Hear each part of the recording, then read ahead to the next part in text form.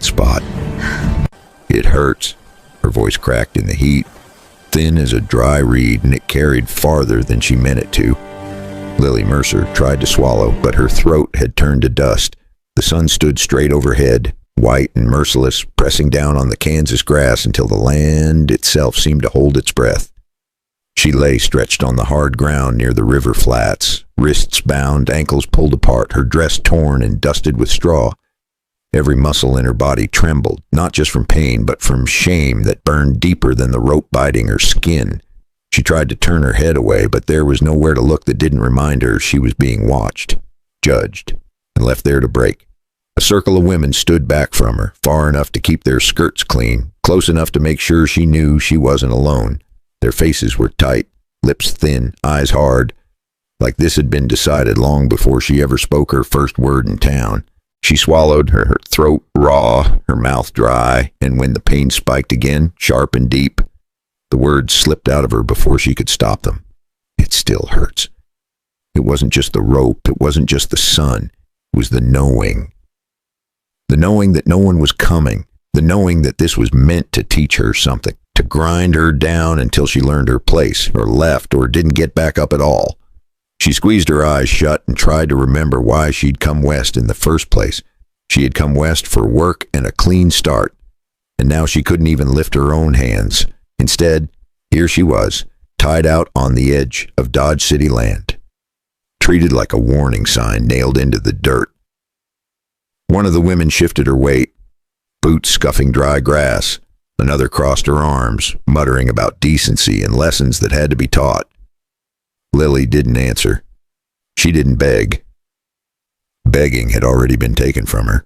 The heat crawled over her skin, slow and heavy, and every minute felt longer than the last. She thought of her mother back east, of cool water, of clean sheets, of a life that now felt like it belonged to someone else. Then she heard the horse. At first it was only a rhythm, distant and uneven, hooves striking dry ground. One of the women glanced toward the sound, her jaw tightening. Another hissed for quiet. The horse came closer anyway. Dust lifted on the breeze and a shadow stretched across the field, long and unmistakable. A man reined in a few steps away. He didn't speak right off. He just looked. Caleb Hart swung down from the saddle, slow and careful, like a man walking into a room where every word mattered. He was broad-shouldered, sun-worn, with gray in his beard and eyes that had seen too many summers like this one. His gaze went first to the ropes, then to Lily's face, then to the women standing back, pretending this was none of their business. He knelt beside Lily, close enough for her to smell leather and dust, close enough to feel a flicker of shade cross her skin. She opened her eyes and met his. There was no pity in them. There was something heavier, something like anger held on a tight rein. She tried to shift again, and the pain flared, hot and sudden, stealing her breath. Her voice came out rough, almost broken. That spot, it hurts. Caleb followed her words with his eyes, quiet and steady, like a man trying not to jump to the worst thought in his mind. He reached for his belt. The women stirred. One of them took a step forward, her voice sharp, telling him to stay out of it, telling him this was women's business. Caleb didn't look up. He drew his knife. The steel flashed once in the sun. A breath passed, then another. The rope gave way under his hand. It snapped loose, rough fibers falling apart like they'd been waiting for it. Lily gasped as the tension released, pain washing through her in a rush that made her shake. Before anyone could stop him, Caleb shrugged out of his coat and laid it over her, firm and careful, like it was the most natural thing in the world. He lifted her then, not gentle, not rough, certain. The women started shouting, voices colliding, calling him a fool, a traitor, a man who didn't understand what kind of girl this was. In the commotion, a white handkerchief slipped from someone's sleeve and fluttered into the dust near Caleb's boot.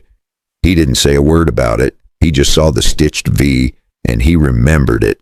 Caleb turned. Lily cradled against him, and for the first time, he spoke. His voice was low, steady, and it carried. This is done. All of it. He mounted his horse with her in his arms, but instead of turning away from town, instead of riding for the open range, Caleb kicked his heels and aimed straight for the road that led back to Dodge City. That was the moment everything changed. People came out of doorways. Hands froze halfway through work. Conversations died as they saw who he carried and where he was headed. Caleb reined in near the church, right where no one could look away. He dismounted, set Lily down in the shade, and stood over her, silent and unyielding. Dust settled. No one spoke. The whole street went still, like Dodge City had forgotten how to breathe. What was meant to be hidden had been dragged into the open. The first person to move was a little boy with a slingshot who stopped mid-step like he'd just walked into a funeral. A woman behind him grabbed his shoulder and pulled him back. Not gentle, not cruel, just scared of being seen caring. A man in a sweat-stained hat took off his hat anyway, then put it back on when he realized nobody else did. Caleb watched those small decisions, and he knew that was how a town decided its soul. Vivian's shop door creaked across the street. She didn't come out. She didn't need to. Her shadow sat in that doorway like a judge who never had to show her face. The sheriff cleared his throat again, louder this time. Like noise could erase what people had already seen. Caleb turned his head just enough to catch the sheriff's eyes. The man looked away fast, and that told Caleb there was a change somewhere, and it didn't start with Lily. Mrs. Hale's wagon wasn't here yet. Lily lay under Caleb's coat, breathing shallow, eyes open, staring at the church steps like she was trying to memorize who stayed silent. Caleb leaned down, not close enough to crowd her, just close enough to be heard. He told her she did one thing right. She came back into town. He told her that took more grit than most folks in Dodge City had in their whole body. Lily blinked once, and the tiniest sound left her throat. Not a word, more like a promise. Caleb stood again, and he felt the street waiting to see if he'd flinch. He didn't. If you want more stories like this, told slow and honest, subscribe to the channel. Pour a cup of tea, settle in, and tell me what time it is where you are, and where you're listening from. Because what Caleb saw stitched on that cloth was only the first crack in a much bigger lie. As Lily lay there, wrapped in a stranger's coat, the town staring back at itself for the first time, one question hung in the hot summer air. When a whole town believes a lie, and one man chooses to break it open, who's really going to pay the price in the end? The town didn't rush in to help once Lily was laid down in the shade. That was the first thing she noticed. People stared, they whispered, but no one stepped forward. Caleb stood between her and the street. Boots planted, hands loose at his sides, like a fence that wasn't going to move. The preacher hovered near the church door, unsure whether this was his place or not. A shopkeeper leaned against his post, eyes narrowed, already thinking about which side would cost him less in the long run. Lily watched all of it through a haze, the pain easing just enough to let the weight of what had happened settle in her chest. She had been dragged out of town in the morning. Now she was back before noon, and somehow it felt worse. Caleb crouched beside her, voice low, telling her to stay still, telling her help was coming. He sent a boy running toward Fort Dodge to fetch Mrs. Nora Hale, the widow who knew more about tending wounds than most odders. As the boy ran, Lily closed her eyes, and the noise of the street faded into memory. She hadn't been in Dodge City a week when it started. By the end of that first week, she could feel the town watching her like a hand on the back of her neck.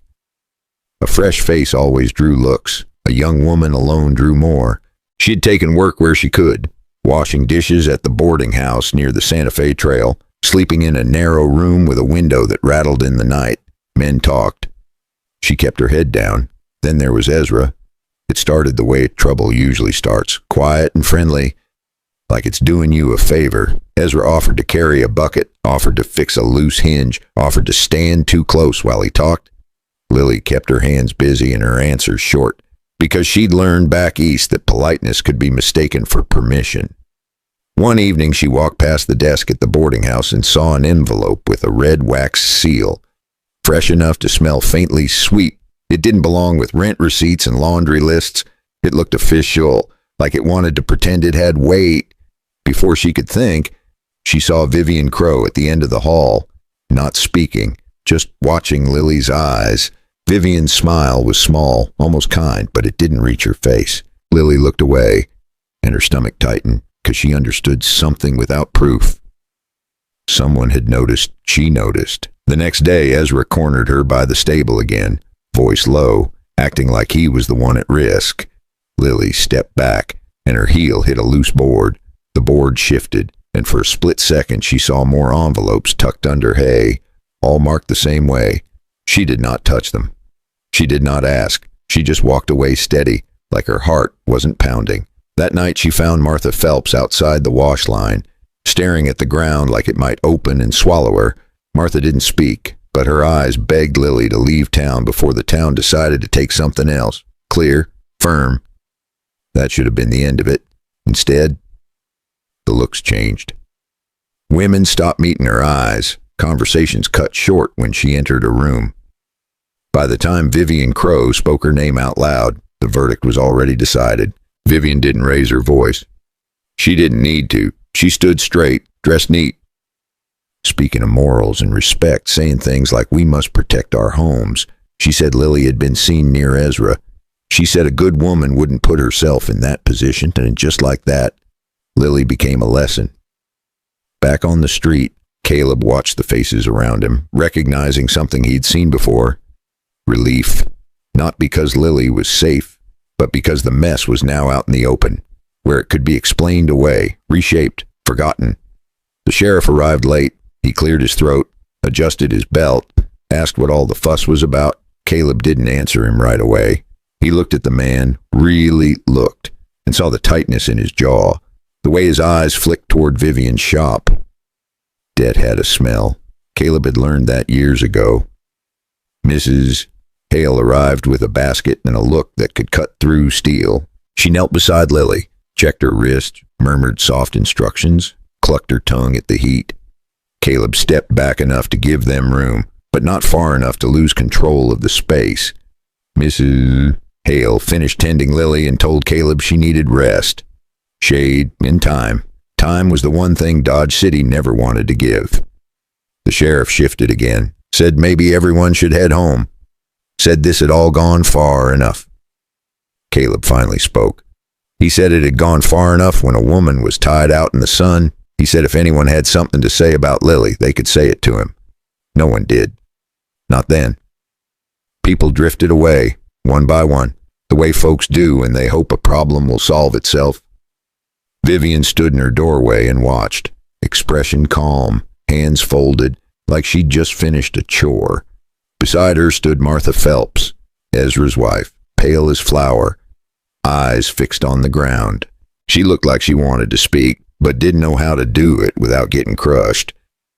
Lily caught her eye from the ground. For a moment, there was nothing polite left in Vivian's face, just calculation. Mrs. Hale helped Lily onto a wagon and headed toward her place near Fort Dodge. Caleb walked beside them until the town fell behind.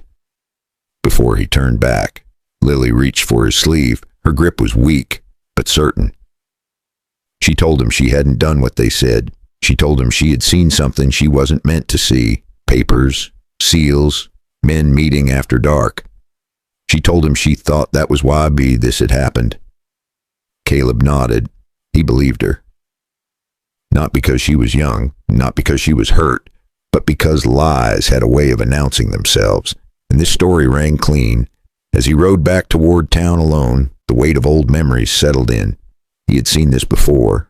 Different faces. Same rules. A group deciding who deserved protection and who didn't. Back in Dodge City, the sun slid lower, shadows stretching long across the street. Vivian's shop lights flickered on. The sheriff sat at his desk, staring at papers he didn't want to read. And somewhere between them, a line had been crossed. Most folks figured the danger had passed. Caleb knew the night was just getting started. By the time Caleb rode back into Dodge City, the street had settled into that uneasy quiet that comes before trouble decides what shape it wants to take. The wagons were parked. The saloon doors hung still. Men pretended to be busy, but their eyes followed him all the same. He felt it in his shoulders, the way a town can turn its weight against one man without ever saying a word. Caleb tied his horse and stepped inside the saloon, not because he wanted a drink, but because that was where the truth usually leaked out first. The air smelled of whiskey and dust. A card game paused. Someone coughed. Nobody welcomed him. He ordered water. That alone earned a few looks. A ranch hand near the bar muttered something about decent women. Caleb ignored it. He'd learned a long time ago that answering every insult only made the noise louder. Instead, he listened. Talk always circled the same way. Lily brought it on herself. Vivian was only doing what had to be done. The town couldn't afford trouble like that. Caleb turned on his stool and finally spoke, calm and even. He asked who exactly had seen Lily do anything wrong. No one answered him straight. They glanced at each other, shrugged, took sips, said things like, "Everybody knows," or "I heard." That told him enough. A man bumped his shoulder on purpose as he passed. Caleb didn't move. The man tried again. This time Caleb stood, chairs scraped back. Someone laughed too loud. It didn't turn into a full fight. Not yet, but a shove landed, and then a punch followed, quick and sloppy. Caleb took it, stepped in close, and put the man down with one solid swing. No flourish, no show, just enough to remind the room he wasn't an easy target. The bartender barked for calm. The sheriff appeared in the doorway like he'd been waiting for the right moment. He told Caleb to cool it. Caleb told him he'd be happy to. Once the town stopped tying women out in the sun, the sheriff's jaw tightened. He said it wasn't that simple. Caleb knew what that meant. Debt, pressure, fear of standing alone. Outside, the afternoon dragged on, heavy and slow. Caleb walked the street, past the dry goods store, past Vivian's shop. She stood inside, measuring cloth, smiling at a customer. Perfect, untouchable. He kept walking. He stopped by the boarding house near the Santa Fe Trail, the place Lily had stayed. The owner hesitated, then led him into the narrow room. Caleb looked around. Nothing fancy. A bed, a wash basin, a small table, but on that table sat an envelope. Empty now. The edge marked with a faint red stain. Wax. A seal like that didn't belong in a boarding house. It belonged in offices where land quietly vanished. Caleb leaned closer. The mark wasn't random, and it was pressed clean, deliberate. A stamped mark. The same kind he'd seen years ago on papers that weren't meant to hold up under daylight. As he straightened, a man stepped into the doorway behind him. Not a local. His coat was too clean. His boots worn in a way that spoke of miles, not mud. He asked Caleb if Lily had mentioned anything else.